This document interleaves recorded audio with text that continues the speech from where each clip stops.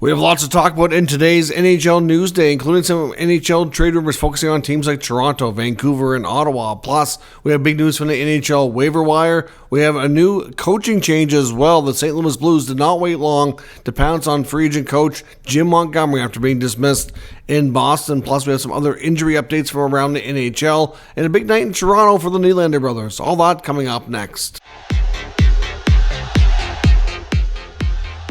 So welcome back to another video here at Top Shelf Hockey. As I mentioned, we have lots to talk about here today. Lots of NHL news and rumors to take a look at. First up, let's start with news from the NHL waiver wire. We learned today that the Ottawa Senators have placed forward Zach MacEwen on waivers for the purpose of being demoted to the American Hockey League. So we'll find out at noon Eastern time tomorrow if MacEwen gets picked up or if he will be reassigned. He still has this year and one more year left on his contract. So he's probably not going to get picked up. A fourth liner with term almost never gets picked up, but you just never know. MacEwen is a big body who is willing to play physical, drop the gloves. Hasn't had the greatest run so far in Ottawa, although to be honest, I was a little bit surprised. He hasn't been the worst Senator, that's for sure. Looking at the fourth line, which has mostly been Gaudette with MacEwen and Cousins, I would think Nick Cousins has been a major disappointment after signing a one-year free agent contract with the Senators late in the offseason. So I would have thought maybe he'd be the one getting benched here or getting demoted, not MacEwen. MacEwen hasn't been phenomenal. He did have one really good game earlier in the year. He's got 2 goals in the season. They both came in the same game. So not much production, but at the same time, it's not really what he's there to do either. So it's hard to say, really what happens in that case. But I know he could go down to the minors. They want to recall Zach Ostapchuk. He's been brought back up. They were impressed with Ostapchuk in the preseason and early part of the NHL season. He was recalled when Shane Pinto was injured for a while.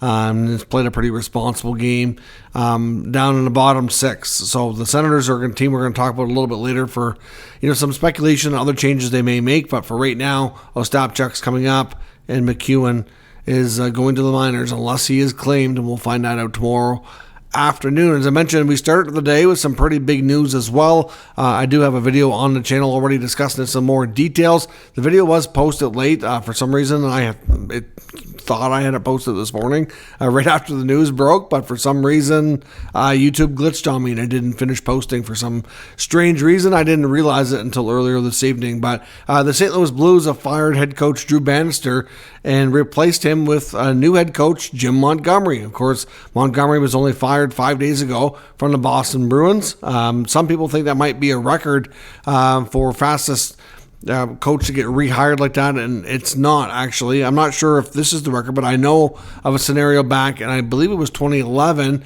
Bruce Boudreau, when he was fired from the Washington Capitals, was hired only 2 days later by the Anaheim Ducks. So that was pretty quick. I don't think there's been any other coaches faster than that get new employment.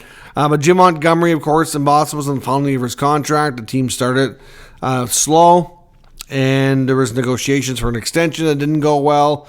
Combine that with performance, and Sweeney and Cam Neely decided to move on. Second time in recent years that they've moved on from a Jack Adams award-winning coach. Last time they did it with Bruce Cassidy, he went on to win the Stanley Cup with his next team, so we'll see what happens with Montgomery, although I don't know that the Blues are a cup contending team right now, but they did offer him, he signed a 5-year contract to be the head coach with St. Louis. So I don't think that was going to be something he was going to be given in Boston either. Is that much term. There was also concerns with not being able to have more say over his assistant coaches. So in St. Louis, he'll have more leeway that way, more term, more money, and I think just be a little bit happier as well, and with the direction of the franchise. Not to say that St. Louis is going faster places than Boston. I think it's just a better environment and better situation for him personally. Of course, Montgomery has connections to the Blues organization. After he had lost his job in Dallas because he was struggling with addiction to alcohol, he left the NHL, sought treatment, got help. When he came back, it was the Blues that gave him that break, that chance to come into their organization as an assistant coach. He did that for a couple of years before getting hired in Boston. So clearly there's that connection there, the history there, and he also played with the Blues way back when he was still a player back in the 90s. So At the same time, lots of history there. He knows Doug Armstrong well, and not surprised that St. Louis made the move.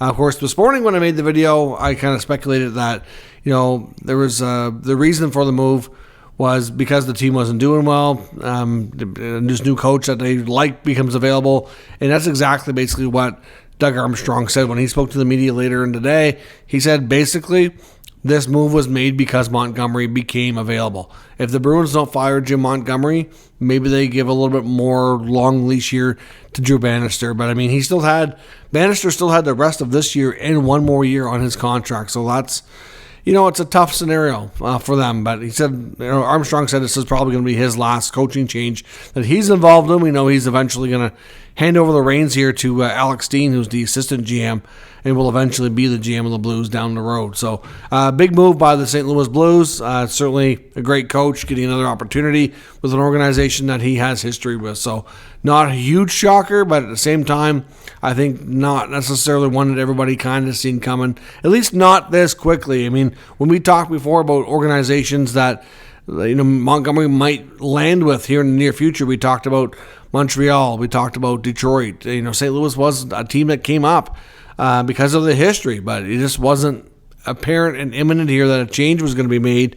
But like I said, when coaches become available, sometimes it changes their opinions on what they need to do. So they jumped on it before he went elsewhere. So smart move, I think, by Doug Armstrong and Alex Steen. We'll see where things go on that front. Some other quick injury updates and roster moves around the league today. Carolina activated Seth Jarvis, so he's back. Kirill Kaprizov, who was injured with the Minnesota Wild, and they were really concerned. I know they were frustrated as well because of some non-calls, you could say.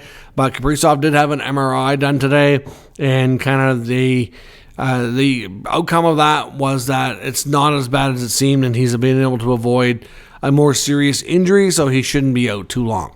So Kaprizov still might miss some time. They haven't exactly confirmed that, but at least it's not serious long-term or anything of that nature. So that, very much a positive. Now tonight, of course, was a big night in Toronto, especially for the Nylander Brothers. They took on the Utah Hockey Club, and Utah's first visit to Scotiabank Arena in Toronto.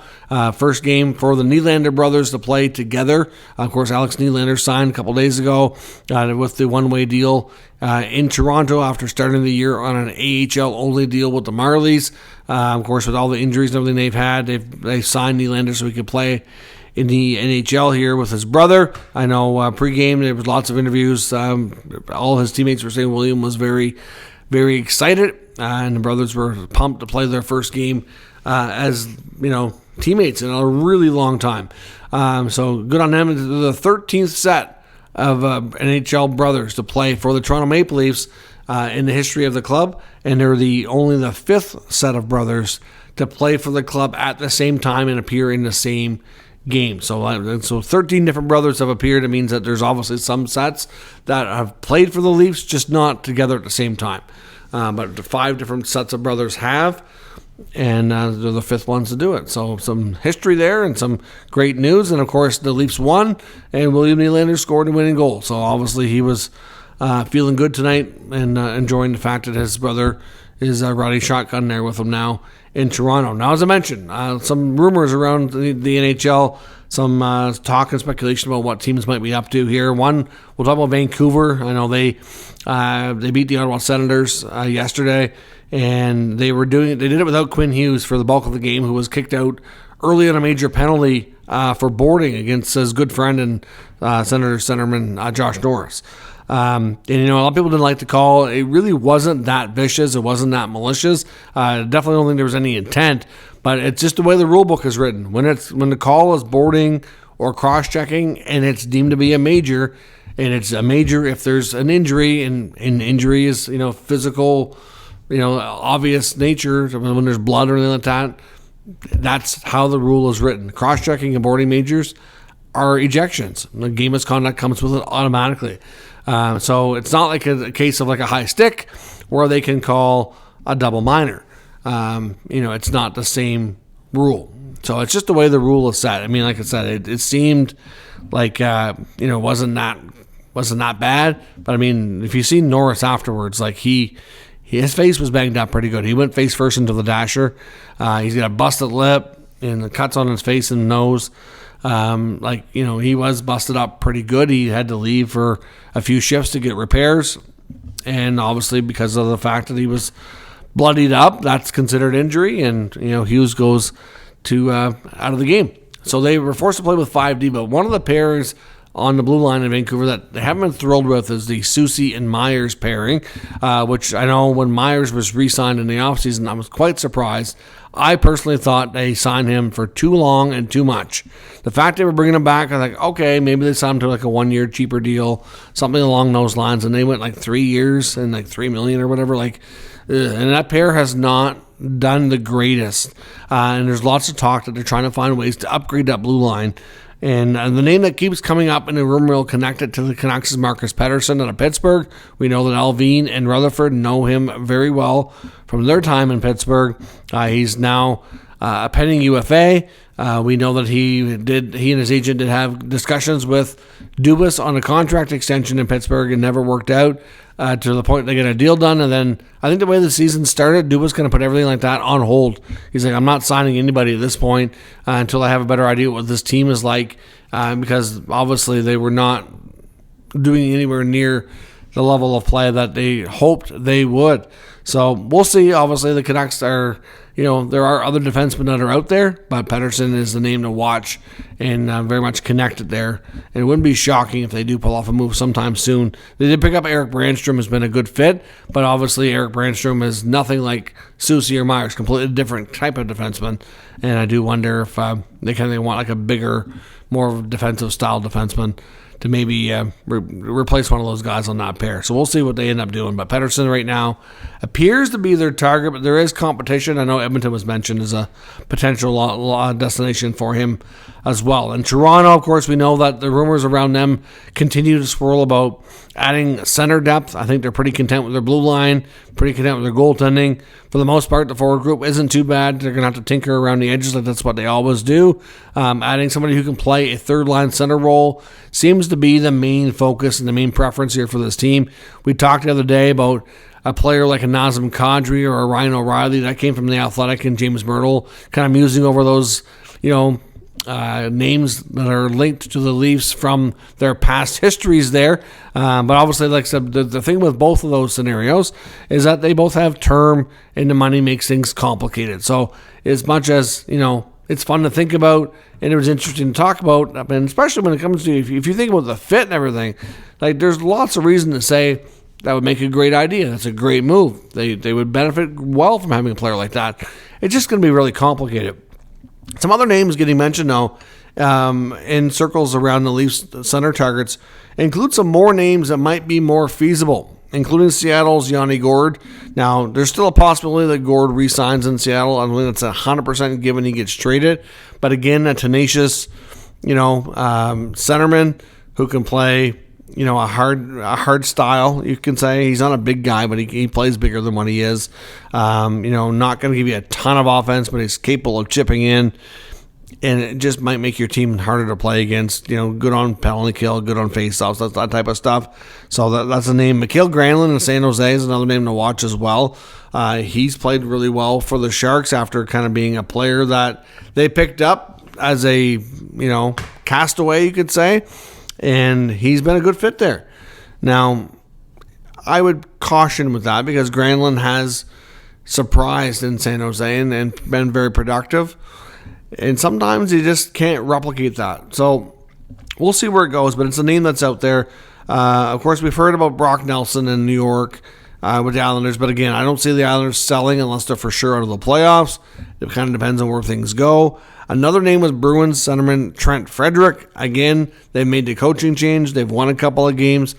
I don't see the Bruins selling if they think they're going to the playoffs. But Frederick is a pending UFA, and there is some uncertainty there about his future. But even if they get to the point that they don't know that they're going to be able to re-sign Frederick, I don't know if they're going to want to trade him to one of their biggest rivals and somebody who they could run into in the playoffs. So, again, difficult to say what happens in that front. So Granlund and Gourde might be the more likely candidates amongst that group, but again, we'll have to see where things go. Now in Ottawa, Of course, we know the Senators are in a rough stretch right now. A lot of the players are looking at the November calendar going, here we go again. They had a pretty good October, and they were trending towards being at least as good as last year, maybe a little bit ahead of schedule, not a lot, but the fact is that it was, with all the changes they made, a lot of people would have considered that to be good. But then this latest stretch, they had a couple of really good road games. They beat the Leafs and they beat the Bruins. Things were trending well. Then they had to go. They had a game at home against the Flyers where the Flyers snuck up on them and caught up in the third period and they lost in overtime. They got a point out of it. It's like, okay, we played some really good hockey lately. We can't let that happen, but it's not a big deal. And then they go to Carolina. And Carolina is one of the best teams in the NHL. Had a rough game. They get some really bad calls. I'm not saying the officiating is what screwed them there, but there was some calls there that definitely changed the flow and momentum of the game, and the Sens failed to manage that well and not deal with it the best, and they lost 4-0. It wasn't really a 4-0 game in my opinion, but nonetheless they lost. And you know what? Going into Carolina and losing in their barn, again, it's not something that you would make that big a deal over. They're a heck of a team. And you played a good game. You get some rough bounces, some rough calls, and you move on. But then you're like, okay, well, now we have a home stretch coming up. We got like 4 or 5 games at home. But this homestand has been absolutely disastrous for them. They get the Oilers coming in. They got the Golden Knights coming in. They got the Canucks coming in. The Oilers and the Golden Knights both coming in, where those teams are on a back-to-back and where Ottawa's rested. Both teams have injuries. The Oilers didn't have a couple of their middle 6 forwards. They were without Darnell Nurse. And then you get the Golden Knights, no Mark Stone. Pietrangelo missed that game. And they blow it. And then the Canucks come in. And again, it just keeps repeating itself. They made a push at the end. If you just look at the scoreboard, 4-3, you're like, okay, didn't look that bad, but it was. It really was. Too many breakdowns. They're not playing the same style of game that they were in October. And I don't know what happened. Some switch flipped, and they were a very tight, 200-foot defensive-minded team that was producing goals. The power play was on fire. Everything was firing right, and then it just all fell apart. And I don't get it. It's hard to understand. But now there's lots of speculation. How do they fix this? How do they get back? And Bruce Garriock, the reporter for the Ottawa Sun and works with TSN, he had an article out today talking around with Steve Staios. He had some quotes from him, some quotes from players, and some quotes from league executives. And essentially, the kind of thought process is here is GM Steve Staios would prefer that the solutions, if you will come internally. And they're going to start with, obviously, like I said, Zach MacEwen's on waivers. They're bringing up Zach Ostapchuk. Is Ostapchuk going to come in and fix everything? No, he's not. Defensively, they've had some breakdowns, and I hate to pick on that kid because I really like him, but Tyler Cleven's had some really rough games. I really think they need to look at left defense. Obviously, they have Sanderson and Shabbat, and even Jake Sanderson has not been his best this year. I kind of wonder if he might be too focused on trying to make Team USA for the Four Nations face-off, which I don't think he's going to now. Jake Sanderson, I think, will have an amazing career and be one of the Senators' all-time greatest defensemen. I think that potential is still very much there. But right now it's rough. He's not as good defensively, and he's not as good offensively. He doesn't have any even strength points this year. All of his points come on special teams. The fact that he's played 20 hockey games with the caliber he is and the amount of ice time he gets, and he hasn't gotten one assist, is shocking. Absolutely shocking. And he gets power play time, obviously, which is where he's getting his points. So the left defense, with Cleven having some rough games lately, he started off really good. The last 2 or 3 games, he's been rough. But the organization is not deep in that spot, and they don't have like somebody with more experience where they could sit Cleven and give them the ice time. So I really think you're going to see the Senators try to add more of a veteran presence, another lefty. There's nobody with significance, but a veteran third pair player on shorter term deal. Something has to give. The other name that Bruce Garriock mentions, if I'm talking to league executives, and there's no confirmation that they've had conversations, but he wonders if they want to really shake up the core. If this core can continue to prove that they can't win together. It talks about Josh Norris maybe being a player that they might look to move. Norris is making 7.95. He's having a good season. He's got 8 goals on the year. Obviously, so far this year, he's been healthy, playing better.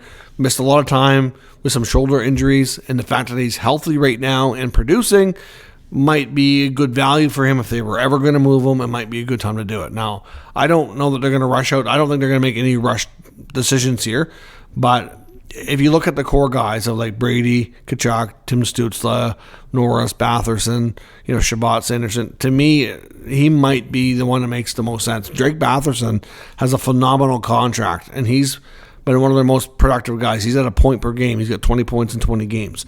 You got Claude Giroux, slowed down a little bit, but again, that's, I think, combination of not just him but the team.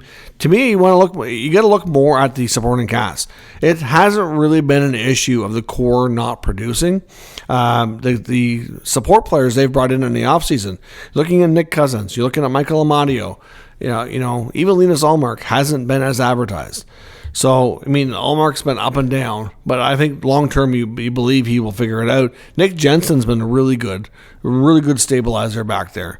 But like these other, like David Perron's got a lot going on personally, missed a lot of time this year. Like that's, he hasn't really been able to get going.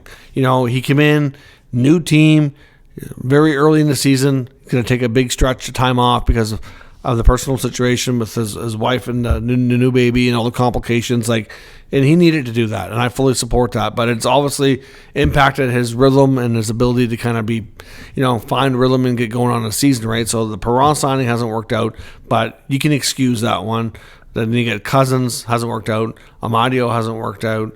And then from the back end, they're not producing the amount of offense either. They're just not moving the puck quite as well. So in all honesty, they could use another left shot puck mover or right shot puck mover. Like somebody's got to be coming in there on that third pair to produce a little bit of something. It doesn't have to be a lot, but Travis Hamonic's not going to give you much.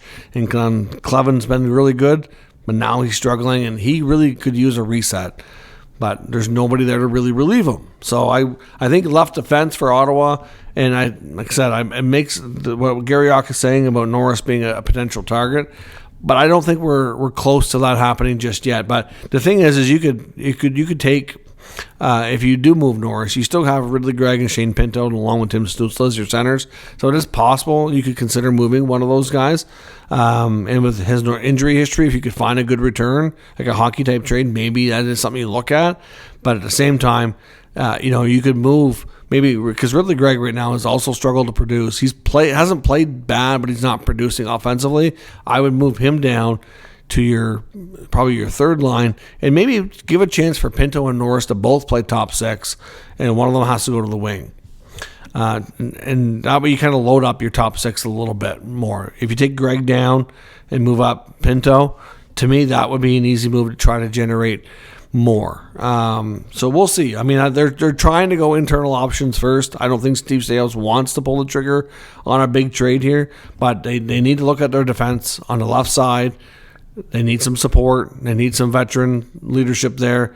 And then if they do attack the core, if things don't turn around here in the next couple of weeks, maybe a guy like Norris is the guy that's traded for something different to shake things up. It could be an eye-opener for this team to kind of get them back on track. But you got to, tread lightly here because some of these deals are hard to win, and you may regret making these moves if you don't get the return you need. So we'll see what happens, but lots of interesting times to come for the Senators as they try to get their season back on the rails here before it falls off and becomes another shortened season, being over early for the 8th straight year. Let me know your thoughts on all of today's news and rumors down in the comments. We'll discuss further. If you're new to the channel, make sure you subscribe and stick around. We'll keep you up to date with all the news, rumors, and analysis of all 32 NHL teams. Thanks for watching. I'll catch you next time.